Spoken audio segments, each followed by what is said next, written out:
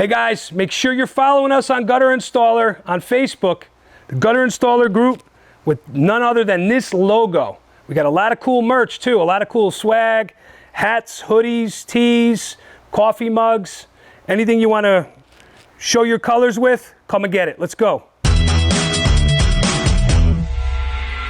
For you and I to get on, I think, there's all these topics that these guys out in the stratosphere want us to talk about, gutter related. It's certainly like deeper in the trenches type stuff with Grant and Tim, but as an operator, I'm sure you operate at maybe 10,000 feet or so.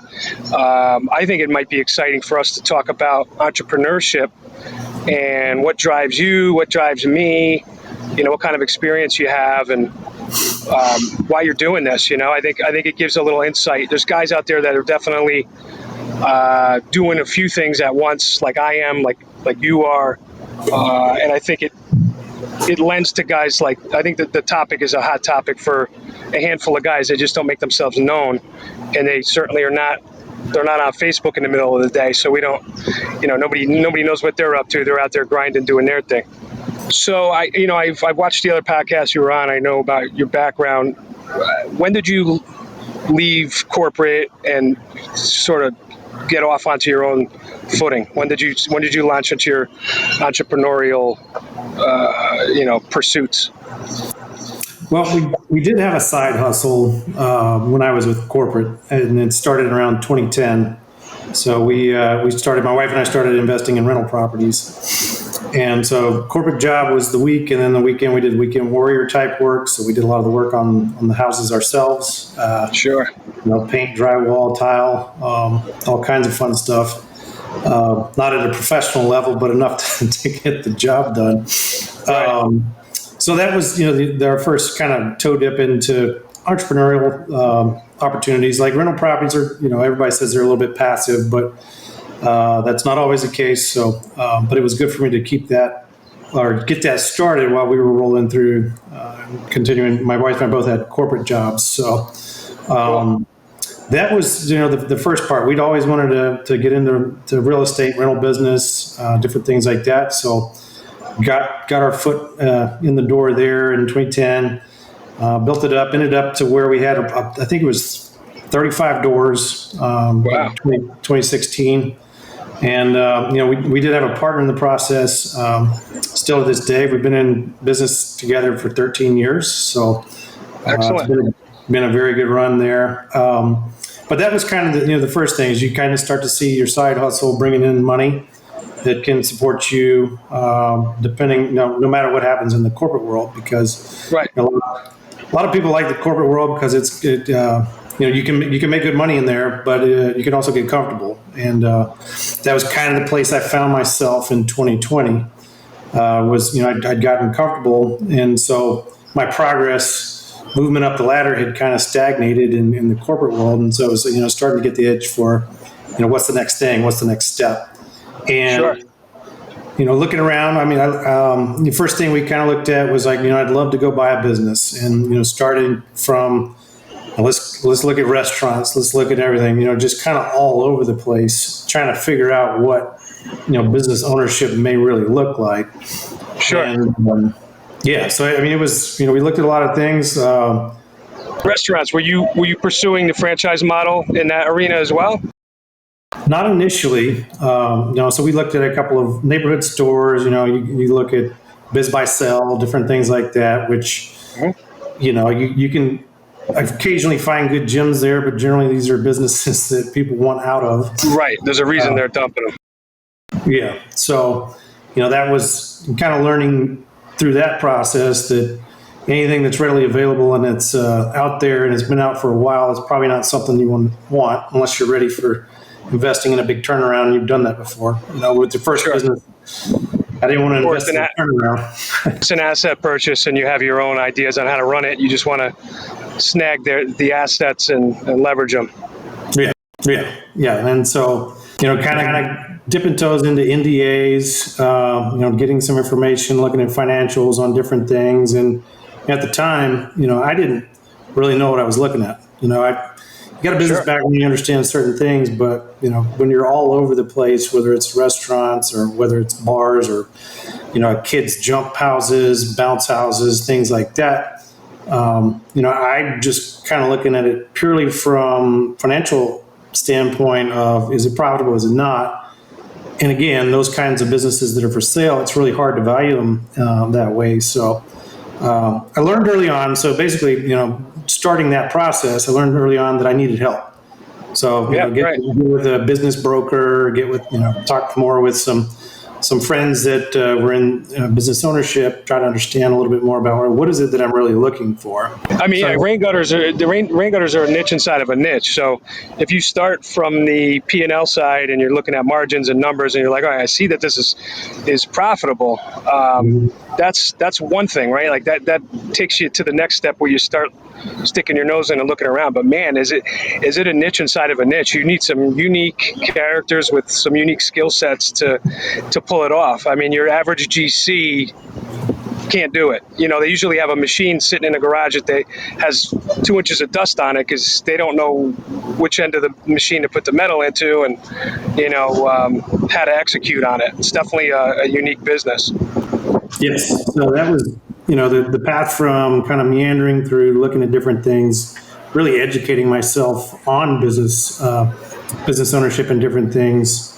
In 2020, that's kind of when I exited corporate, and my first stop was we helped a friend out with a wine startup here in Austin.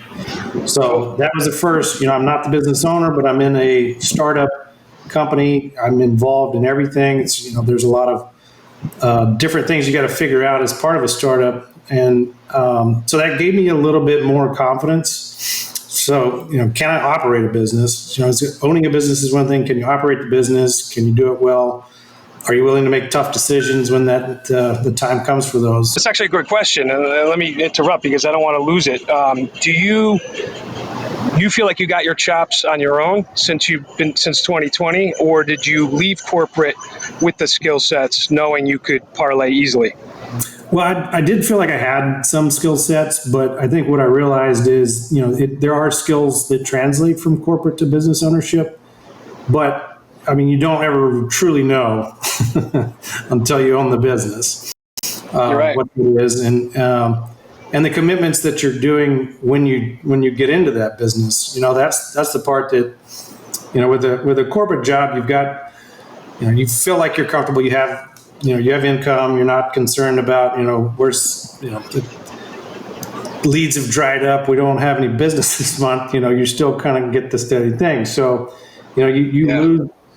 you lose your parachute essentially when you do go into business ownership. Obviously, you set it up, minimizing your risk as much as possible. But no, I would say that I definitely had some skills. I have graduate degrees. I've read all the books, but knowing things and applying things are definitely different. And so That's awesome that you just.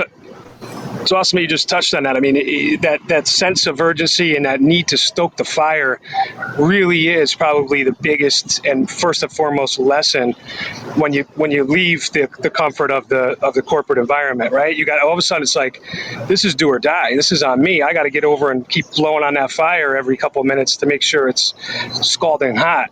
And and how'd you take to that? Was that something that because it actually, it's kind of like my moral fabric. It drives me. It's kind of how I'm wired. I don't know if it's chicken or the egg. Like if I became this, you kind of lose track. It's been 20 years for me. Did I turn into this monster because of the necessity, or was I wired this way originally, and I just kind of took well to it like a duck to water? I mean, I mean, obviously you're doing big things. So do you feel like you jumped in and were loving it, or is it kind of, hey, I got to get this skill set because it's a necessity, and it doesn't matter if I like it or not, I need to have it? Yeah, and I think to your point, I think there's a little bit of both, right? Some people are wired for it, but then I think you also, once you're in it, then the sense of urgency that you have to have is, it does drive you. So yes, you got the internal drive, but then once you're in there, so I jumped in feet first, right? So I went all in when we went down the franchise route with the gutter company.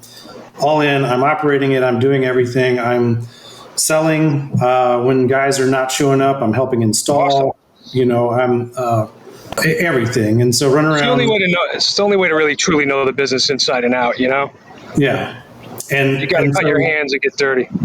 That was the only way I would have ever felt comfortable to be in a position now where, clearly I've got a great integrator operator with Grant, but I actually, I don't have to, I understand it well enough to where I don't have to just take it for, this is what Grant says. I understand a lot of the process. Now I'm not, nothing accounts for 25 years of experience. So definitely not in that, but knowing it well enough to feel comfortable making decisions about certain things and understanding, in the beginning, we knew our limits. We weren't going to go try to bid 3-story apartment jobs. It's just not where we were. That we had a lot of growing and learning to do.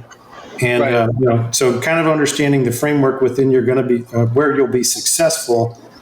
That was a big part of the beginning phase for me, and the learning process is learning how to say no and not just saying yes, we'll do anything. Sure. That was a big thing for us to kind of get through and understand. I think I probably did a lot of my learning the other way.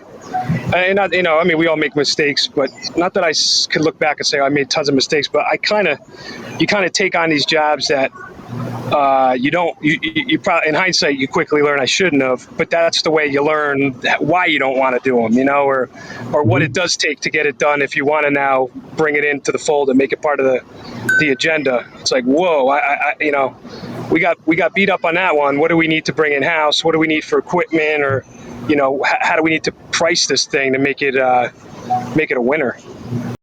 Right. Yeah. That's for us. It's been we've done that as well.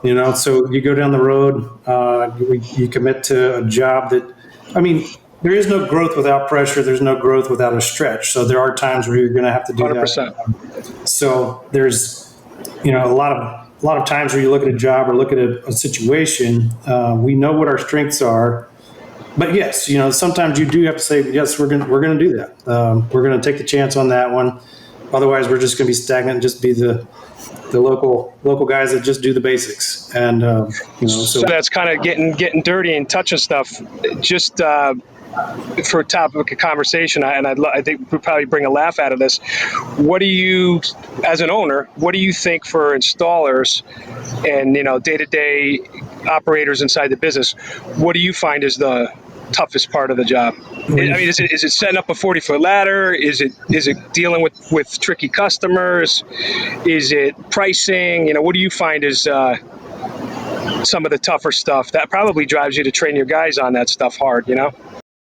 Yeah, so the biggest challenges for us, and the way we really kind of try to sell ourselves is, clearly we're going to do quality work, we're going to install quality gutter, but the service side of that, we have high expectations of our installers, and that's as far as their communication with the customers, communication with our back office. I think we probably expect more of them than a lot of other companies as far as being able to have that communication. So, from a skill standpoint, the installers we've got some really top-notch guys, and we've got also Grant who can show them anything that they need to know, and really comes down to soft skills. Yeah. How do you? That's what separates an amazing contractor from an average one. It's soft skills, communication, correspondence, getting ahead of the customer. Right. To me, anyway, and I train my staff this way. It's knowing what's coming next and getting to it before the customer gets to it first. You don't want to hear about it from the customer. You need to bring it to them. You need to be Johnny on the spot and broach the topic first, so that they're like, "Whoa, this guy's always one step ahead and he's really on top of things." I find that makes a huge difference in how you can kind of disarm the otherwise tense customer that wants to find a reason to not like you, or wants to find a reason to have a clash with you. But if you disarm them and take their guns away, one at a time, 1, 2, 3, maybe you have 3 passes at it, they'll be disarmed and relax a little bit. stop clenching their ass so much and let you get in there and actually do the job, right? Yeah. Well, that's, we think about levels of customer service, and there's good service and then there's great, excellent service. And I think you're hitting the nail on the head with anticipating the needs. And it's, again, internally or with the customer. So if you anticipate what's going to come up, where the questions are going to go, and then also just being completely upfront about things that you see, issues that come up. When we talk about this kind of, if you think about an installation from beginning, from a sales side to install to invoicing, I mean, it really is about providing that next level of service. And if I can anticipate, so if I'm on the sales side, I'm looking at a house and I can go ahead and start talking to the customer about potential things that we see that could come up. That puts the installers in a much better position to when they do come up, to then they show the customer after they've taken off the old gutters or whatever it may be. They've put themselves, the installers, in a position to actually have a conversation that's not in a direct conflict or difficult situation. You've already prepped the customer for potential pitfalls. And then gives the installers, if they're aware of that ahead of time as well, then they can, again, anticipate that conversation, understand what that's going to look like, and come up with the solution. So how does this issue that we're dealing with, what do we do to overcome it and still create a win-win for the customer and the company? So, that's a strategy you brought in from corporate, or you brought in from your background, or is this straight out of the franchise handbooks? Or it's a little bit of both. So a lot of my background is customer service, and we've had everything I've touched over the years, between waiting tables, working in client-facing roles and relationship management type roles. Client service is a big part of who I am, and that part of the reason why we liked the franchise was that they kind of matched that service that we wanted to provide. So it's just something that's in me. It's that I've grown up with and have been a part of everything that I've done, and it's helped me be successful, whether it was corporate or business ownership or even relationships. You think about your friends and all. How you interact in those your kids' relationships, or whatever it is. So it's not necessarily customer service, but it's understanding needs of other people and going ahead and meeting them in the middle, understanding them, solving any problems, kind of communicating through those things, so that you're putting somebody in a position that they feel good at the end of the day, that after you have either interacted with them or had conversations with them or done a job for them. So let's talk a little bit deeper about that. I mean, I think it's a really important topic. I mean, we just hit the nail right on the head and both agreed that it was. It doesn't matter if it's rain gutters, roofing. It doesn't matter what industry you're in. If you're listening to this podcast, that is the magic sauce. That is the magic recipe. I see so many guys and girls on Facebook groups that they'll screenshot a text thread with a customer and say, I don't understand what went wrong. What happened here? I was communicating, and we told them we were coming tomorrow, but this lady's obviously mad. And then you dissect the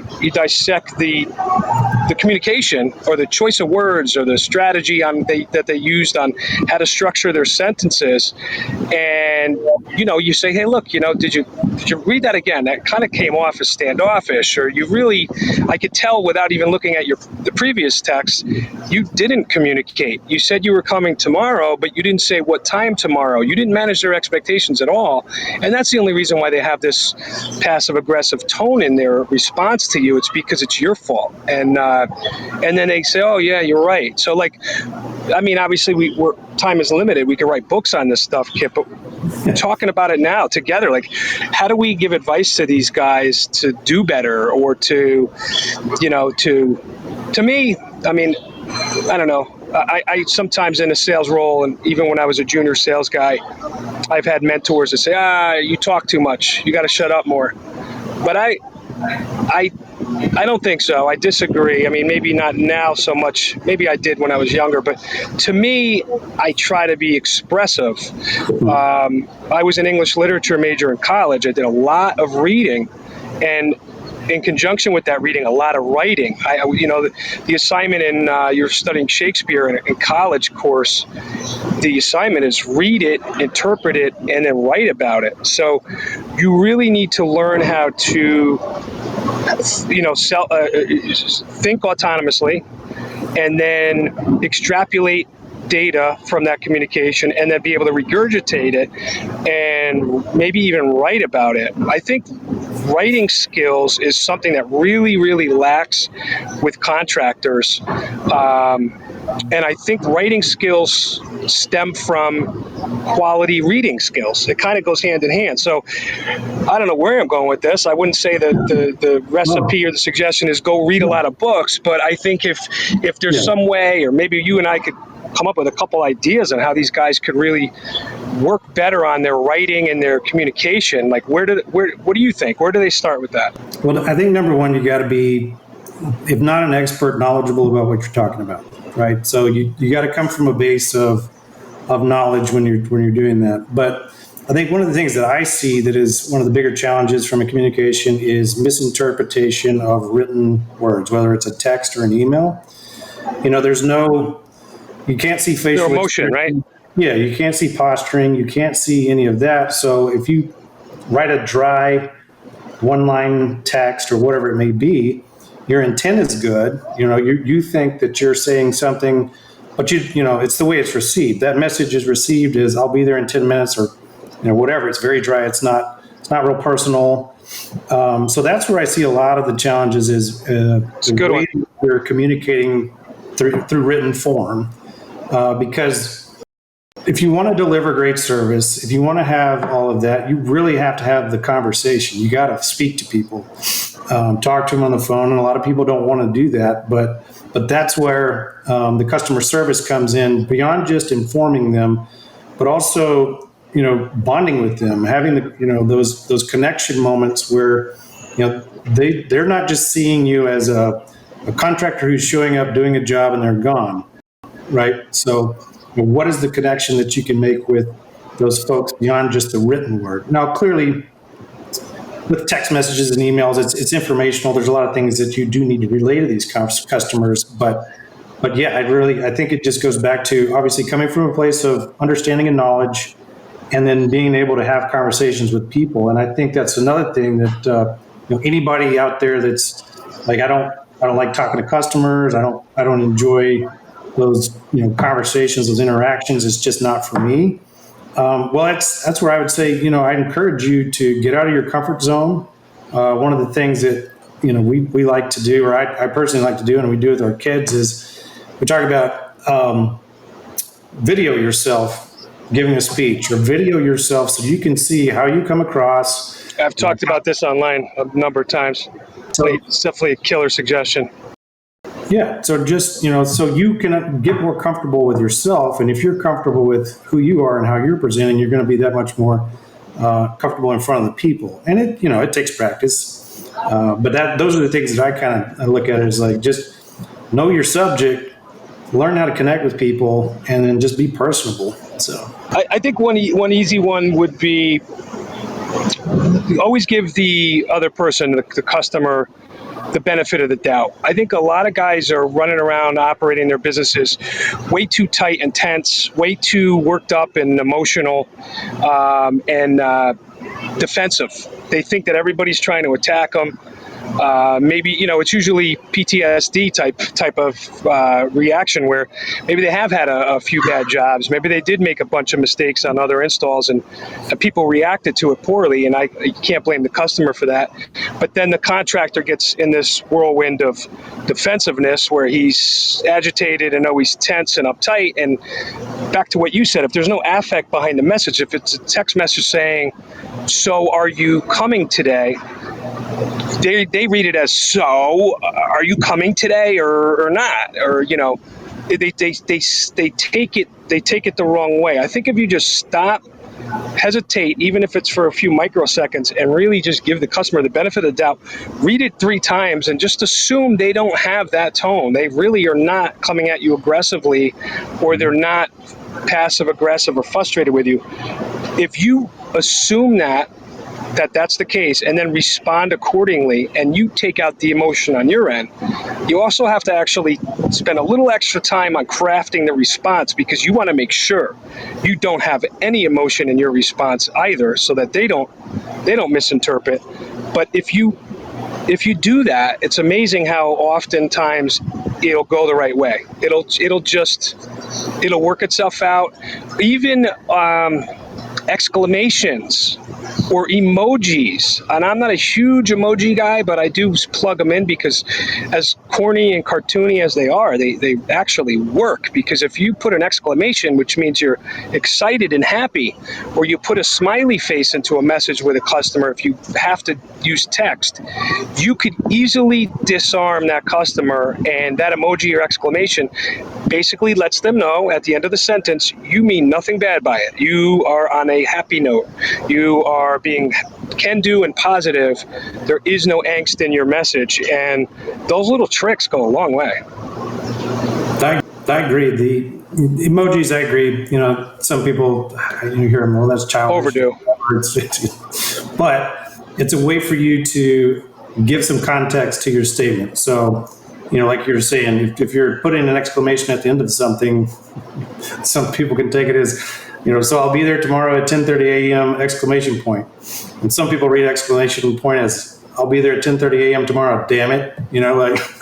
But if you put the excited emoji, that takes away, disarms that misinterpretation of what you're saying. So I definitely agree that there's a way to add context to your written messages to where you're not coming off as dry, or again, it really, for most of the challenges and issues that you have with customers, is just either miscommunication or misinterpretation of the information that's provided. 100%. So, But it's a major life skill, right? I mean, what you'll find on the flip side is if you look at a successful salesperson, somebody that does well, somebody that turns a lot of sales, makes a lot of money, they tend to be amazing communicators.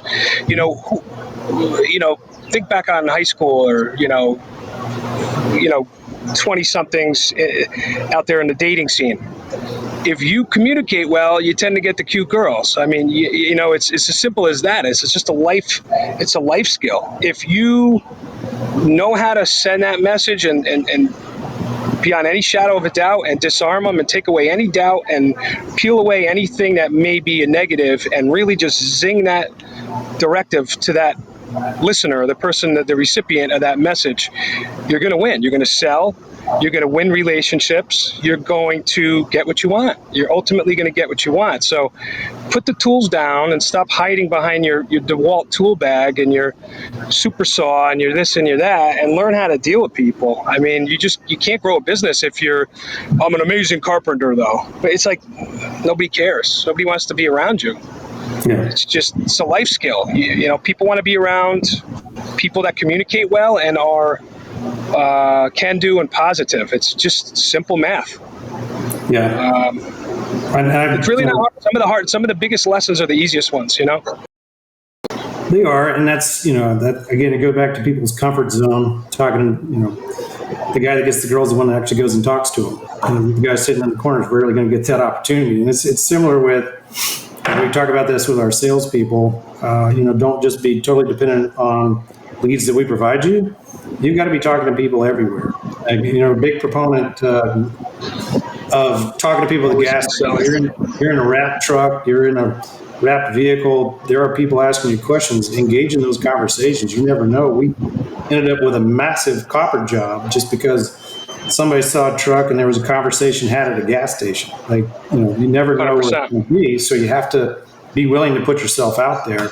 And, and it's things I even have to remind myself. I wouldn't consider myself an extrovert, but I understand the process and how things work. And if you don't put yourself out there, again, people rarely are they coming knocking on your door unless you're asking them to come by. So, in my back in the office, in our studio on the wall. Actually, I got to switch it up because it's in a different office within the office space. But it's a lion. It's a painting of a lion jumping to attack like a gazelle, and it says, "Closed mouths don't get fed." and I bought it and you put it on the wall because I don't know. For me, it was just a powerful message. It essentially reminds me to talk, reminds me to communicate, it reminds me to connect, it reminds me to say what I want, to ask for the business, to say what I want. Because let's start with that. If I don't ask for it, I'm definitely not getting it. I mean, you may trip over some business here and there, but if you're not going after it with an open mouth, you get very few things in life. Yeah, and I think that's one that is a very simple thing to do, but for some reason it's hard for a lot of people to get their heads involved in. You have to ask for the business, you have to ask for the sale. So you go out, you give a bid, you educate the customer, you give them everything, and then you just say, there's the estimate, and kind of leave it at that. You never asked them, does that sound fair? Is it something let's move forward with this? What would it take? Those kinds of things. And I'm not the best sales guy, but if you don't ask, again, it's rarely going to just fall in your lap. So, I think it's like a self-fulfilling prophecy for the conscientious salesman that is really putting out an effort.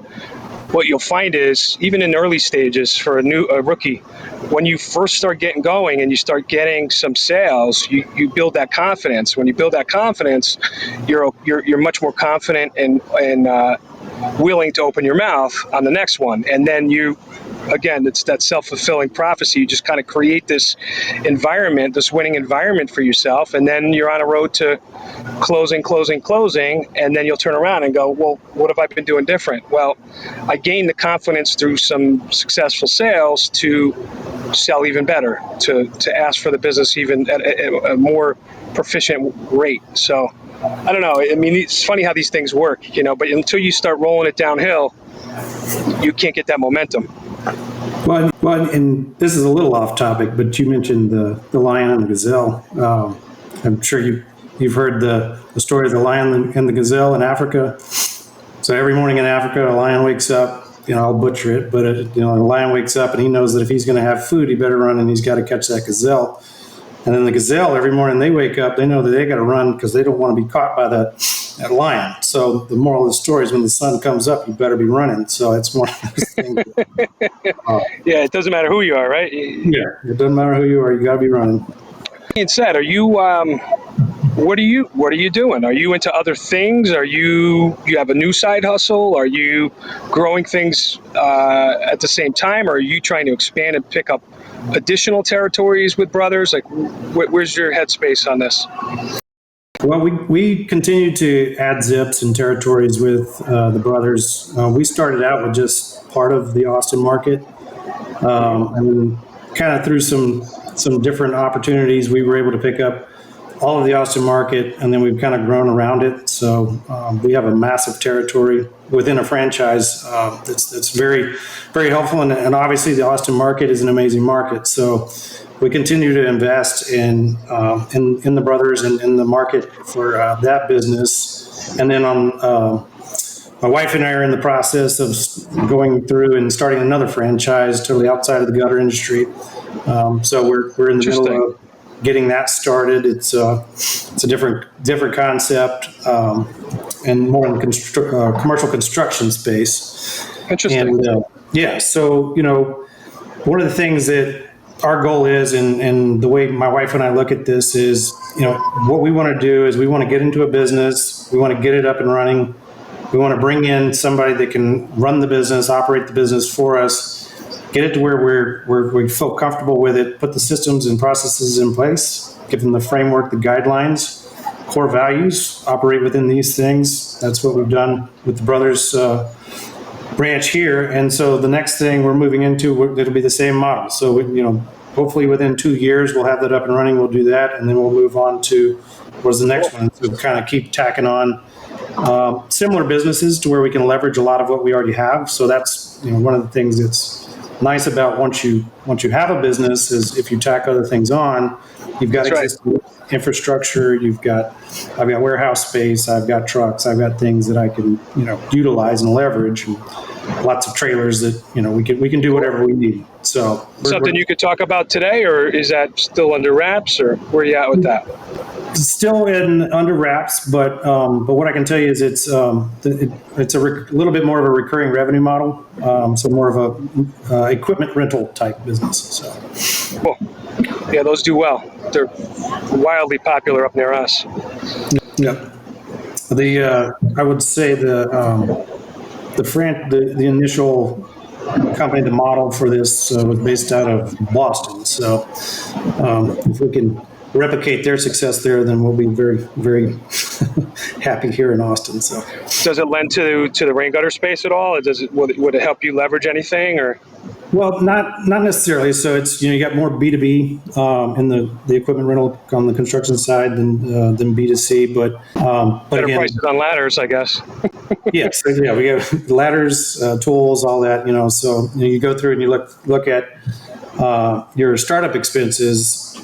I've got everything, so it's more about getting buying the asset, and that'll be fun. So my wife, she'll be working on the sales side. I'll do some installs. It's a product that's easily installed by someone like myself, and It's exciting.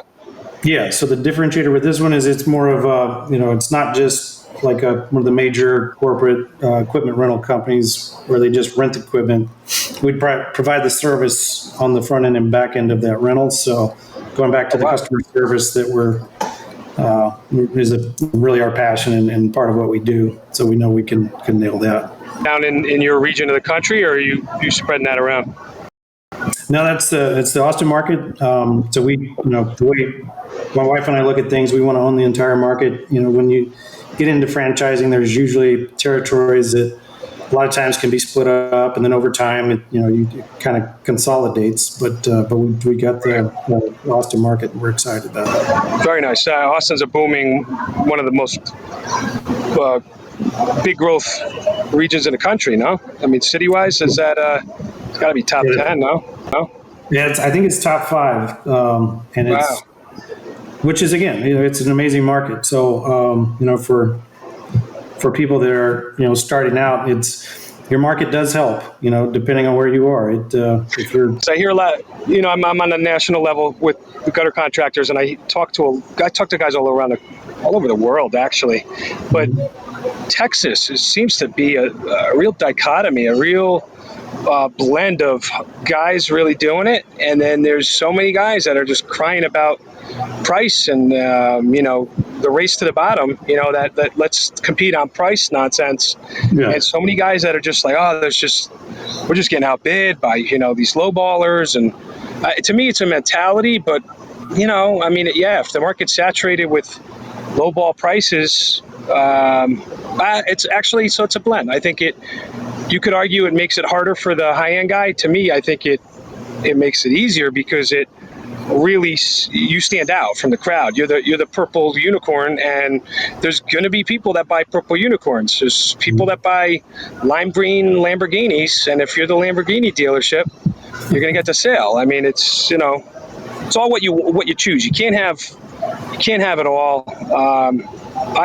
We used to do high volume. We used to do 1,000+ feet a day. We were driven by that, but we had to do it because we were selling too low. The margins weren't there, so the flip side is you have to do the volume, and you're burning guys out. You're burning out equipment. You're blowing engines on trucks.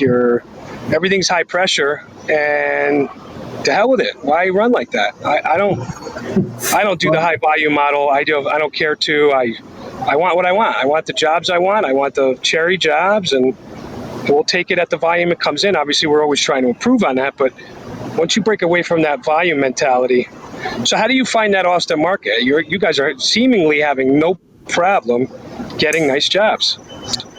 No, we've been very fortunate. I will say, one of my favorite jokes is that my wife and I like to laugh about is, remember that time we started a gutter company in the desert? But, if you could do it there, you could do it anywhere. Right. Because we had a very dry summer. It was like 45, 50 days plus with no rain here. So we did too. There's challenges, right? But that can be anywhere. But we took the approach of, we're not going to compete on price. We're just not. We're not going to be, and we're upfront with the customers a lot of times. It's not, depending on our salesperson, they work it into the conversation is, we're not going to be the lowest price, but here's the reasons why we are where we are. And we have a, very defined list of things that we're selling, our service, our reputation, everything, our warranties that come with that. So yes, there are plenty of people in our market that are at the prices that I've seen on, the gutter installer page and things like that. There are plenty of people who do that, but those aren't our competitors. We don't look at them that way. We don't get frustrated by it because, we're still able to get the numbers that we want most of the time, because it really does come down to sell yourself, sell the company, sell the value, sell everything like that. So that people understand, what is the difference between me and a guy that can do it for half my price? It's the same aluminum, where it's coming from the same supplier. How do you, defend your price? How do you build value? Yeah. So, again, it comes from everything beginning to end, the conversations that they have when they initially talk about setting up an estimate to the solutionist. We have pledge cards that we give out and really define everything that we are and what we stand behind. And, and I'll just kind of backing up off of that. Like when I first started, I had a very green team, and, there were several jobs, that we were learning on the job with that, I've got warranties. So it was expensive. We went back, we fixed everything. And a lot of those turned into some of our best Google reviews. Amazing. And by that, and I would say that at this point, we're nearing 300 Google reviews in 2 years. And amazing. That makes a big difference to people. When they see that, those are very critical to our success and how we can charge what we do. On this topic, and this is a hot one because there's such a great debate on this particular the topic I'm about to drop, and I think we'll probably mirror one another. But obviously, you're a numbers guy. You know your numbers. You come from that space. What are you, if you don't mind me asking, but I don't think this needs to be a secret, percentage-wise, how much do you put back in on revenue into your marketing agenda? So marketing, it's significant. So we're at 10% minimum for marketing. But I don't find that significant. That's where I run. I'll sometimes fluff up to 15 if I want to go hard and prove a point and brand something in my local market. But we hover between you're 10% guy. Yeah, 10 to 15%. Most of that is Google ad spend. Obviously, some of that is our marketing fee that goes back to our franchisor, but right. Most of it is Google ads, and but that's the other part of it. Being able to get in front of people, get to establish your brand. So it's not just leads; it's branding, and people seeing the name that makes a big difference. Our trucks riding around with two big faces on them. People see that. That definitely stands out. Yeah. So no, I mean, if you're not spending on the marketing, somebody else is. So that's right. So you choose your own adventure, right? It's like you want to do that race to the bottom stuff and try to. I don't know. I find when you're trying to chase best price, or the customers that are interested in best price only, that's all they want to make their decisions on. They tend to be the train wreck customers that you walk away from upset anyway. Like, why set yourself up for that failure? Yeah. If you're haggling over price in the beginning, then it's almost never going to be a fully satisfied customer, no matter what you do for them. That's their MO. That's their game. They're going to beat you up about. I mean, I remember as a kid, and I'm 20 years in now.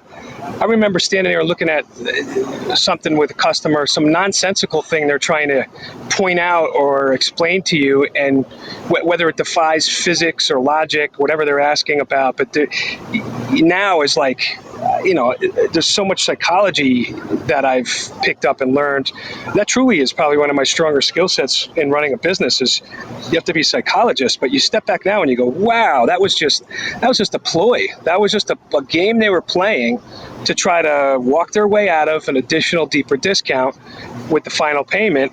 And I stood there like a boob 20 years ago trying to have a logical conversation out of something illogical, which is absolutely impossible to get to from point A to point B on. So Yeah. they're out there, and they live in the land of low price. That's really the takeaway that I think, and I think you agree, is that you're treading in some interesting space when you start dealing with the low ballers. Yes, and I mean, I got a great example for you of just like not going to be our customer. I was at one of our suppliers picking up one day about a year and a half ago, and this guy came in and went into the supplier and just he talked to one of the guys there that's very happy to educate folks. So this guy came through and he brought his diagram of his house. He hit it all the schematics and everything like that. And he goes in there and he starts talking to the supplier about all the parts. He wanted to learn everything he possibly could. What's the right size? What kind of guard should I use? All of this. Again, from a supplier. Right. And the guy took him through the warehouse, showed him all these different parts and different things. And I was like, well, pity the person that has to take the estimate from this guy, because he's. Nothing wrong with educating yourself as a customer, but I could tell where he was going with it. Right. So a little bit of ammo to beat somebody up with. Yeah. So we did a home show, and he came by, and I was like, "All right, I saw you at the supplier the other day. Good to see you." He's like, "Yes." Yeah, so I have 140 linear feet of gutter. I want it at 6-inch. I want you to use Leaf Blaster Pro. I'm going to want the downspouts 3x4s at least every 30 feet, and these are the specific locations and so forth. Can you give me a price? And I was like, no. Goodbye. No. Yep. I mean, if you want us to come out to your house and give you a proper estimate, I mean, I'll give you a ballpark. And I was like, I don't know, $15 a foot, something like that, just to, go away.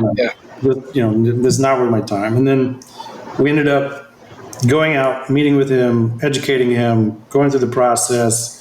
He loved everything about us, and at the end of the day, he went with a guy with a better price. And it's like, all right, just spit. I do that all the time. Yeah, it happens to me. I own a drainage business as well, stormwater and waterproofing and drainage. I mean, I know I'm in that space. Same thing there, right? But I get into some deep technical designs, and they'll try to use you to even send them off in the right direction on what they need, but they generally want you to offer. And I again, back to like being an orator and an English lit major, my quotes are top of the line, and so you got to read people, and you need to know, are you wasting your time? Is this person just going to take basically going to take my design and all the implements within that design and hand it to the next guy and say, build me this and do it at a 20% discount. Frank's too expensive. So I know, or at least I think, I know I got a feel for when I could give somebody the full Monty on the estimation side and when I hold back. And they'll ask, and I'll say, no, you got to pay for that. You want design? You pay me for design. That's a whole nother line item. Yeah. So yeah, it's tricky out there. But I love that you're running around and putting on all hats, and because I could talk to you about these things and the different areas within the business. It takes all types, and there's PE guys, private equity guys that we're talking to. They're out there now. In the last 4 or 5 years, they're knocking our door and looking to come around and see what we're about. There's a lot of moves being made out there in the world, where a lot of mergers and acquisitions and roll-ups and concepts going on. A lot of these guys, they don't want to get into the business. They don't want to not to say that it's getting your hands dirty. They're just focused on other things, and they're at 30,000 feet, and they just want to buy the company, allow us to continue to run it, and they're making they have ulterior motives. They're doing other things with the play, and fair enough. I mean, different strokes for different folks, but I commend you for getting in and really, your wife as well, for putting in the time and getting on the job sites and selling and installing. Like, until you run that gamut, you really truly can't say how you're operating your business, because you have blind spots. Right. It's about eliminating the blind spots. That's the way I look at it.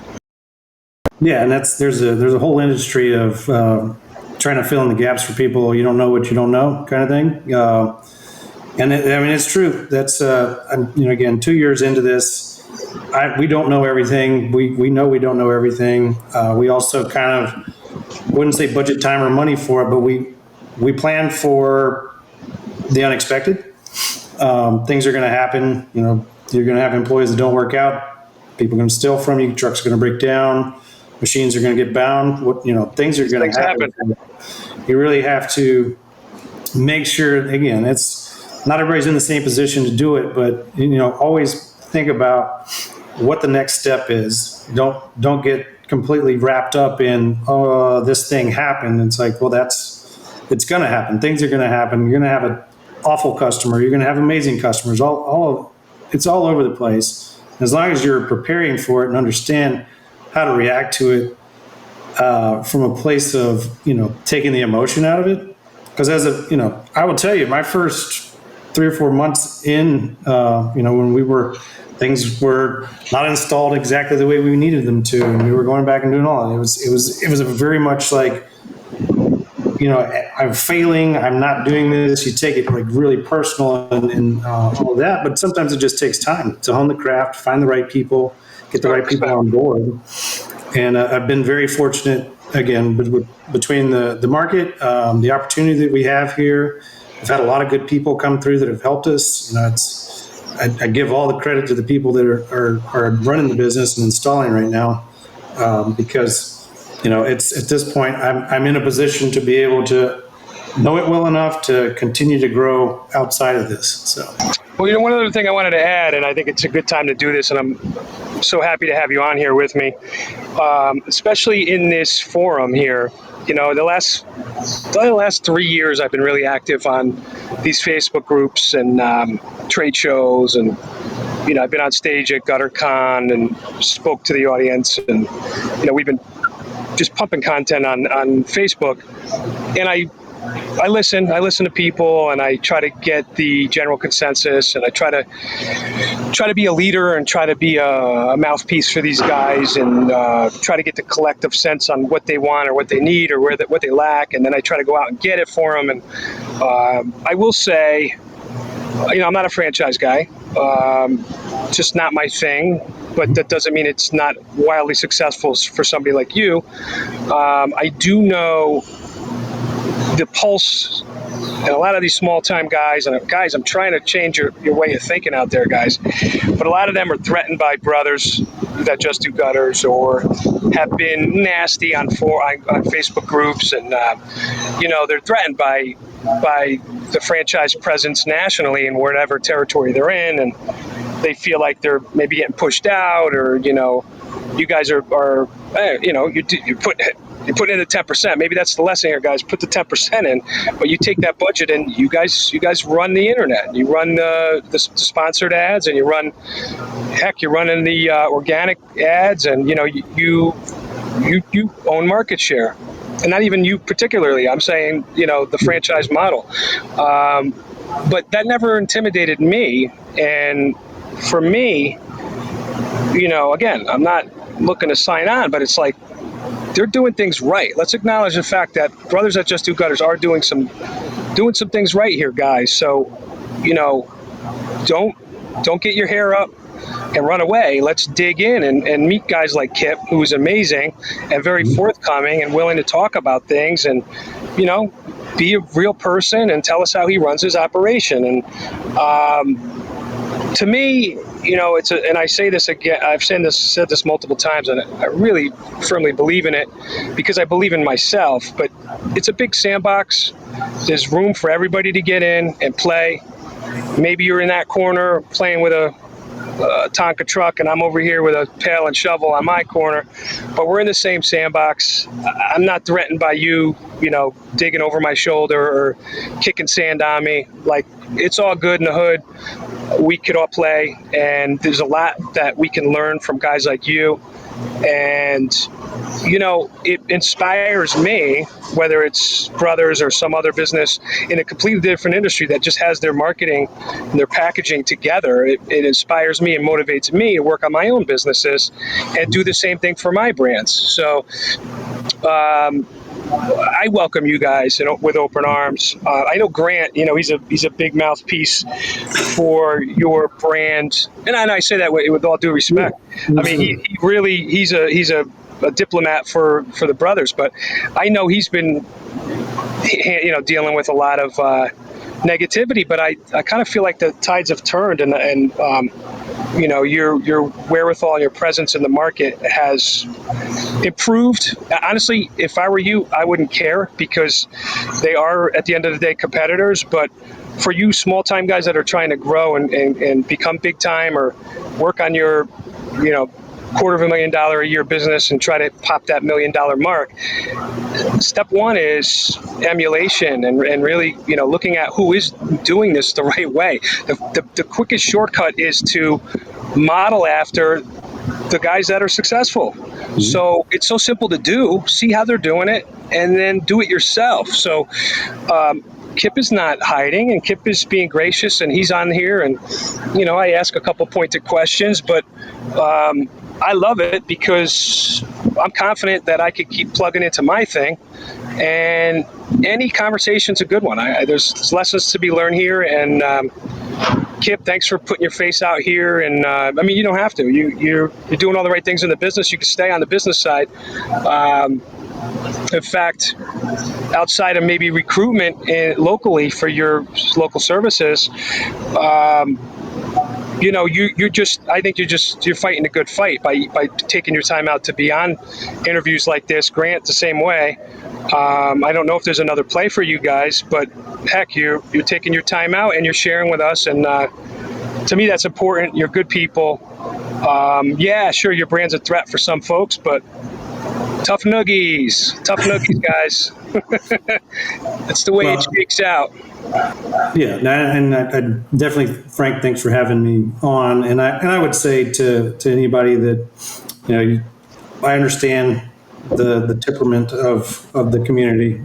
So, it's, if you're a guy that's putting up quality work, you're going to get quality. You're going to continue to get that. The brothers brand is, and it's not going to take away from the guys that are doing it right. There, obviously, at the end of the day, there's only so much to go around, but there's a lot of work out there. And for us, I'm an outside the industry guy, so I definitely understand for the guys that have grown up in this and spent their life in it. I totally get it. I understand. I would just say that I wouldn't be in the gutter industry if it weren't for the opportunity to do this through franchising, and I love it, and I love the community, and I've been on the installer pages for a little over a year now, and really, I learn a lot through that. And it's something that, as a community, I really appreciate the guys out there that have put it in and are doing the work, because this isn't easy. And again, thanks again, Frank, for having me on. Kipp, I hope this is just the beginning for you and I. I think there's other things I want to talk to you about, maybe offline, and we'll continue that. But again, thanks for coming on, and I look forward to our next conversation. Sounds good, Frank. You have a wonderful one, my friend. You as well.